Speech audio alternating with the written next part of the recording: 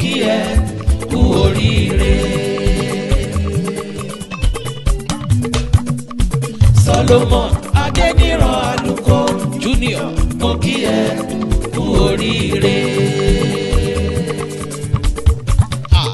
Happy birthday to you, many happy returns. Ìgbà ọdún kan ní Olúṣẹ́gun Àjàṣẹ́gun, ayé ẹ̀ adùn kalẹ̀. Happy birthday to you, many happy returns. Ìgbà ọdún kan ní ayé ẹ̀ adùn kalẹ̀. Torí àrà sán.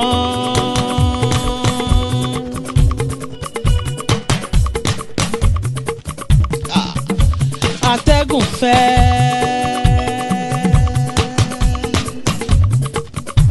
Níran ìjìjà kò gbé ẹ lọ, ó yẹ ká dúpẹ́, ó yẹ ká dúpẹ́, ó yẹ ká dúpẹ́, ó yẹ ká dúpẹ́, ó yẹ ká dúpẹ́. Àrà sán, atẹ́gùn fẹ́, ìjìjà kò gbé ẹ lọ, ó yẹ ká dúpẹ́. Alààyè ni ó ní ológo.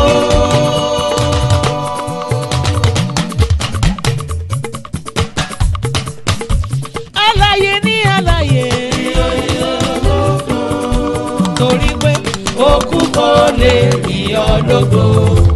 Alààyè ni ó ní ológo. Alààyè ni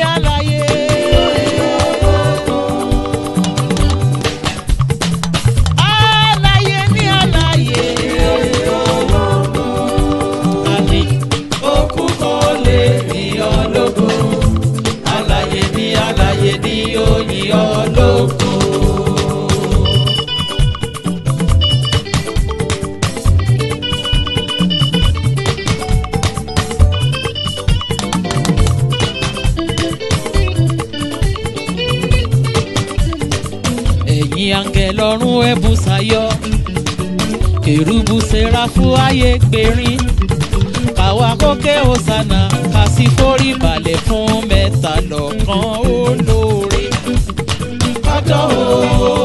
kájọyọ̀ nítorí bàbá pé wá sínú àgbo.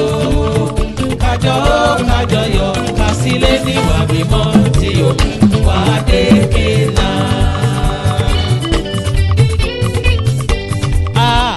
Àdúpẹ́ pọ̀ lọ́run wá pẹ̀lú wa.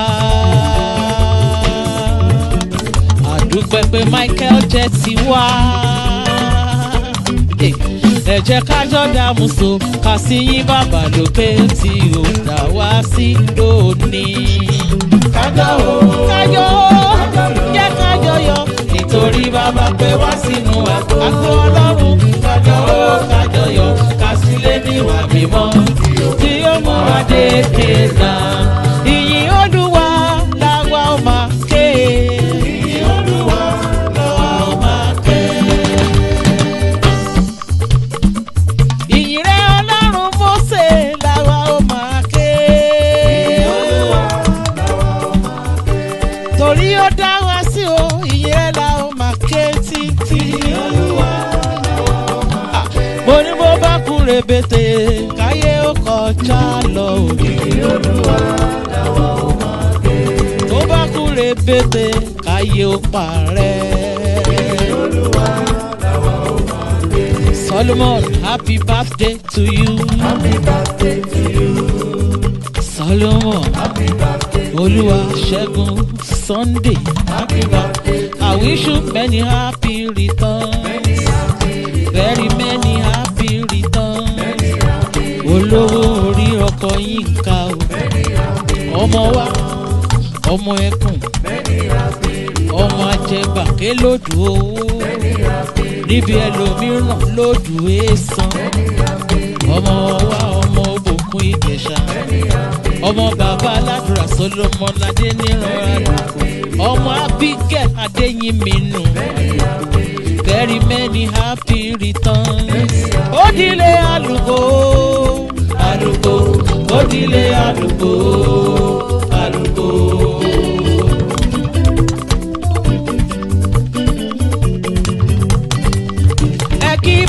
Babátúndé àlùkò mi ṣàkó. Onílé àlùkò. Gbénga mo kí ẹ, Bọ́lá mo kí ẹ. Àlùkò. Onílé àlùkò. Ẹ bá mi kí Adékẹ́ mi o. Àlùkò. Onílé àlùkò. Adébáyọ̀ Adébáyọ̀ mo kí ẹ kí ẹ. Onílé àlùkò àlùkò.